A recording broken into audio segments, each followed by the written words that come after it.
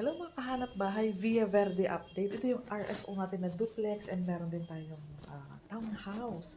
RFO, malaki ang harapan na ano to. Ayan o, mapapansin mo malaki ang car park sa harapan. Hindi siya yung typical na 4 meters lang. Ito complete turnover. Kung naghahanap ka ng RFO, mga reopen lang kasi ang meron dito. Maganda location, malapit sa highway, malapit sa SM 13.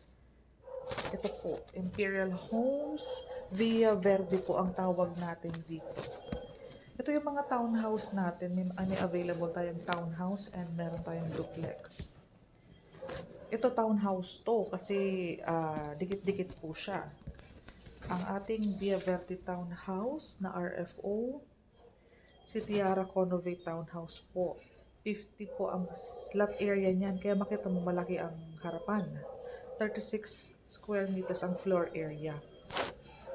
For the computation, panoorin mo hanggang dulo kasi in-insert ko yung computation ng dalawa doon. Ayan, ganyan siya kalaki. 50 square meters, kasya ang van.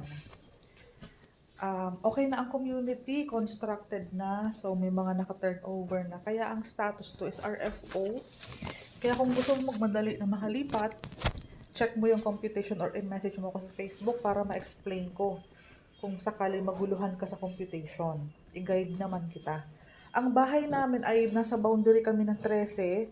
So, isang sakay lang, diretso, liko, kanan, andito na tayo sa Via Verde ng 13 Martires City, Cavite. So, ayan siya. Okay po. So, napapansin mo na ang harapan niya is malaki.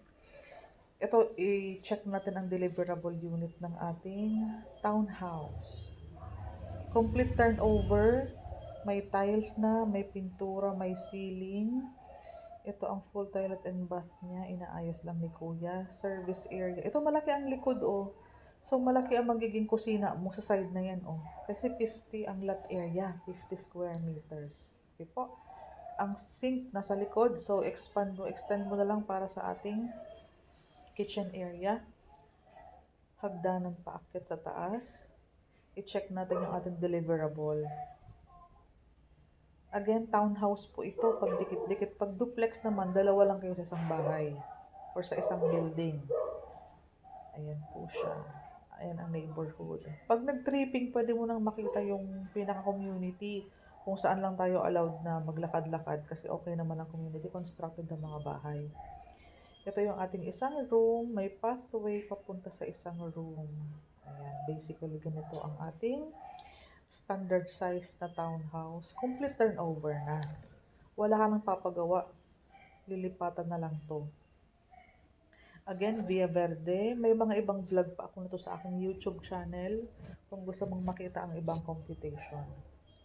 Ito ang klase ng kanyang pintuan. Maganda na po. Ayan po. Malaki ang lot area sa 50 squares. Kaya ang lote sa likod saka sa harap malaki po siya. So, meron tayong free solar panel.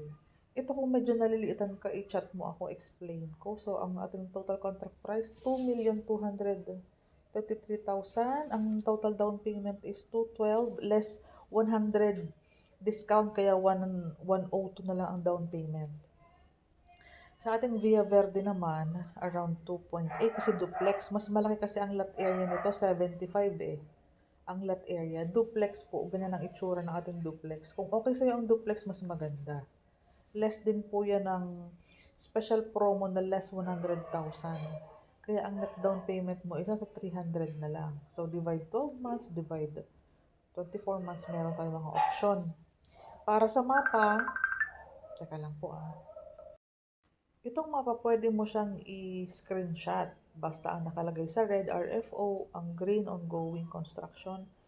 Ayan o, yung dark purple, dark yellow, or light yellow. Yan ang indication ng ating mga corner, inner, duplex, and availability.